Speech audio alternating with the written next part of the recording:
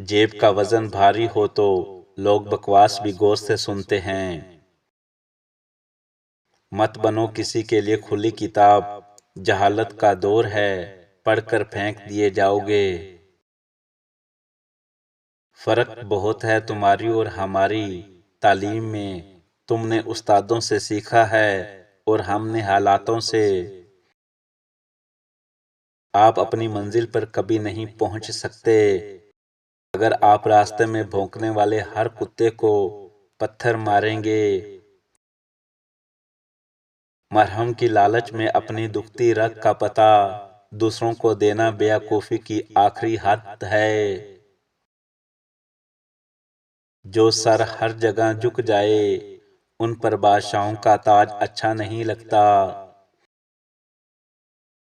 इंसान कितना ही अमीर क्यों ना बन जाए, तकलीफ बेच नहीं सकता और सुकून खरीद नहीं सकता। दौलत विरासत में मिल सकती है मगर पहचान अपने दम पर बनती है। मतलब बहुत वजनी होता है, जब निकल जाता है तो तल्लकात बेवजन हो जाते हैं। अगर तावीज़ की जगह पीर साहब को भी गले में लटका दो तो होगा वही जो मेरा अल्लाह चाहेगा। पीर की दुआ से बंदा साइकिल नहीं खरीद सकता, जबकि मुरीद के नजराने से पीर पराडो जरूर खरीद लेते हैं। अगर आप कामयाब होना चाहते हो तो अपनी जिंदगी से अगर मगर को निकाल दो। वो लोग कभी जीत नहीं सकते जो दूसरों को हराने की सोचते हैं। हर इंसान के अंदर दो भेड़िए होते हैं, एक अच्छाई का, दूसरा बुराई का। गालिब वही रहता है जिसे हम खिलाते पिलाते हैं। दूसरों की कामयाबी पर खुश रहना सीखो, क्योंकि इससे तुम्हारी कामयाबी का दरवाजा खुलता है।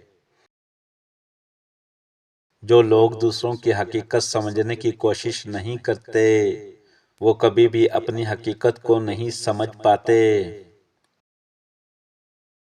सलामती इसी में है कि अपना मुंह बंद रखो। जब तक मछली का मुंह बंद रहता है वो कांटे की गिरफ्त में नहीं आती। अगर आपके अंदर जज्बा है तो कोई भी रुकावट आपको कामयाब होने से नहीं रोक सकती। जितनी ज्यादा सच्चाई होती है उतनी ही ज्यादा तनकीद होती है। जब आप पर किसी का कर्ज होता है तो आप उसके एक गुलाम होते हो।